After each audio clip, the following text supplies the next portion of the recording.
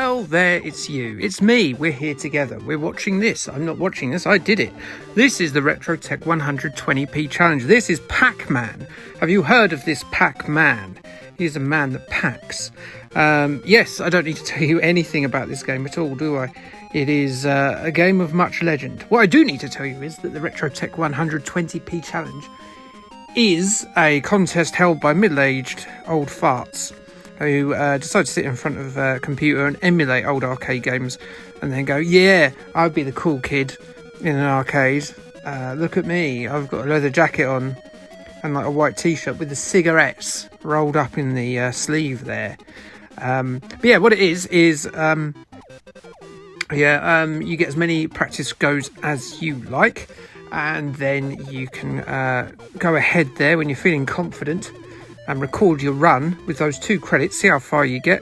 I presume this week it is going to be what level you get to, but I suppose it could be score. It's one of these score-based games because it's old as shit. It is Pac-Man, of course, from 1980. 1980! Remember 1980? I don't. I was alive, but I don't. But this is one of my favourite games, honestly. Probably if you were to ask me what my favourite game from pre-1982 was, this would be head and shoulders above anything else. Tetris, I think, is my favourite game pre-1984. Well, 1984 and before. Because yes, that did come out in 1984. Anyway, let's stop talking about that. Let's talk about this. Ha! It's the first time for everything. I'm talking about the game. So it was by Namco, as you know. Came out in 1980. It was on absolutely everything. It was on everything ever. I don't think there's been a console that's ever come out that hasn't had a version of Pac-Man, or at least a clone of Pac-Man on it. I'd be surprised if there was. Okay, maybe like the Amstrad GX4. Is it 400 or 4000? I never know. Or that Commodore crap thing. Maybe, I don't know, maybe there is. Maybe there's a load. But this must be one of the most converted games of all time, in some form or another. I'd say more than Space Invaders and things like that. So it's pretty tight. I wonder, is this the most converted game of all time? Puzzler.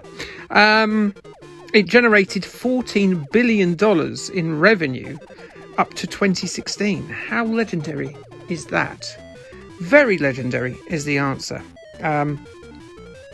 Yeah, who doesn't like this game? Like, the game I'm most familiar with is, well, apart from this one, is do you remember? You can still play it. The Google one. I used to play the Google one whenever I got bored. If I was sat on a bus, I'd just load that up. But no, I think the one no one remembers is there was a version of this available for a very limited time on Google Maps. I think back in about 2010, and the one on Google Maps, you could. Basically, what you could do is you could find any map anywhere in the world, and as long as it's got a road on it, you could play Pac-Man down it.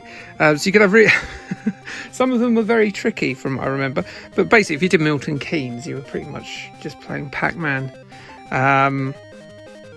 But yeah, country roads, very difficult. I used to love that, and it only lasted a little while. So that's a shame.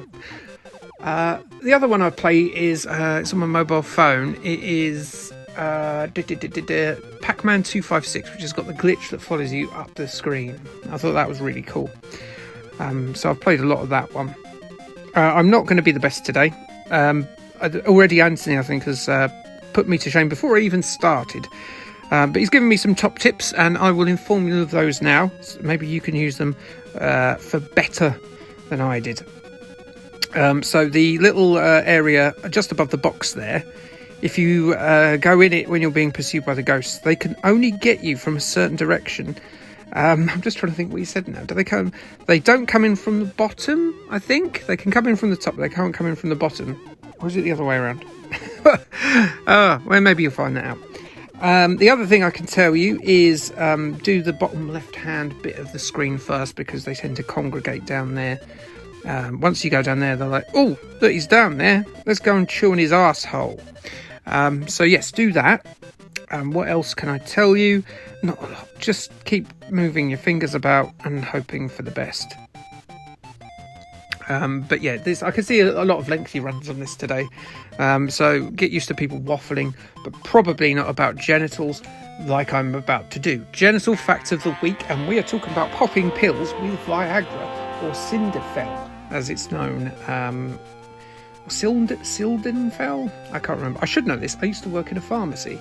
But not, Boots. Does that count?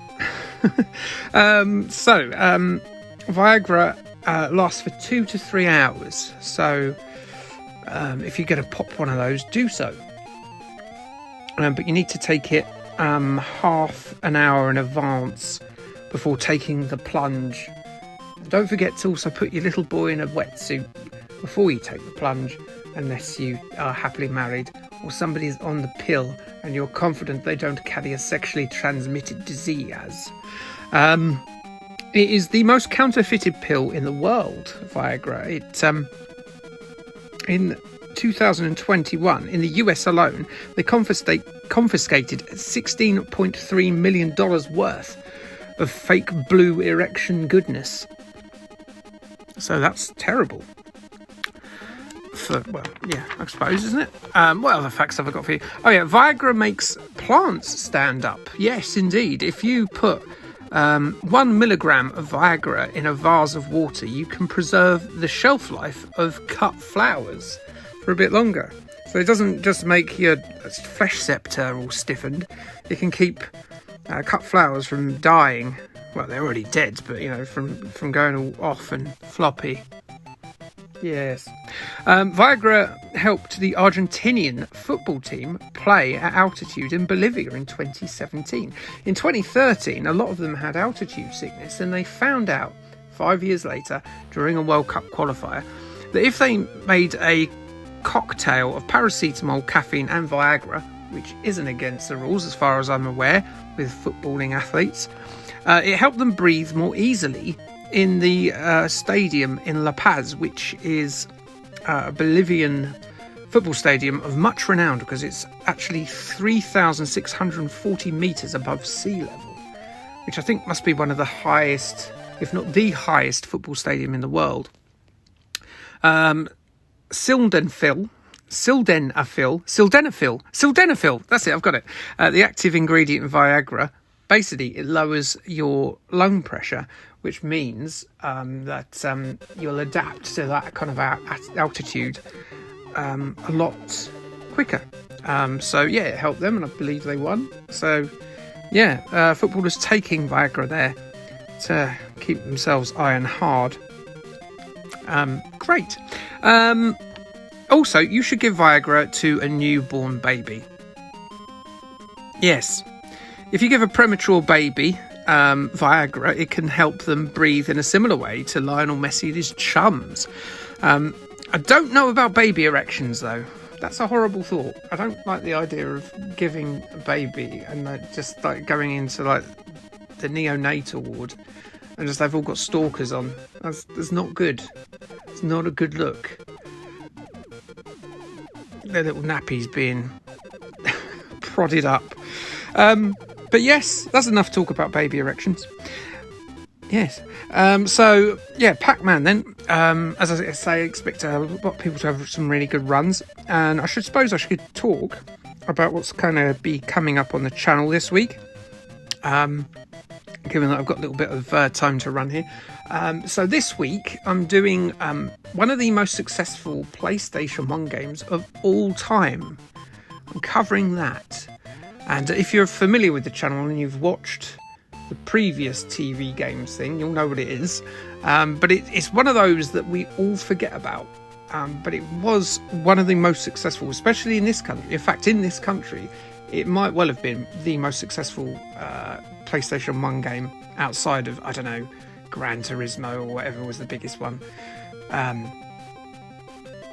It was huge, this game. It's based on a TV show. And yes, that's all I'm going to say about it.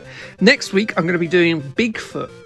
There was a NES game of Bigfoot. And when I say Bigfoot, I don't mean Harry and the Hendersons.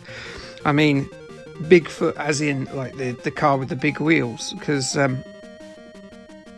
Yeah, I don't know. I fancy doing it as part of the weird games, and I haven't done many Niz games, and I thought, well, let's do that one. And coming up, I think I'm going to be covering some of the Michael Moonwalker games, the Michael Jackson ones. I want to do a 3-part series on that because there was 3 different games based on it. So I think that would be quite an interesting thing to do.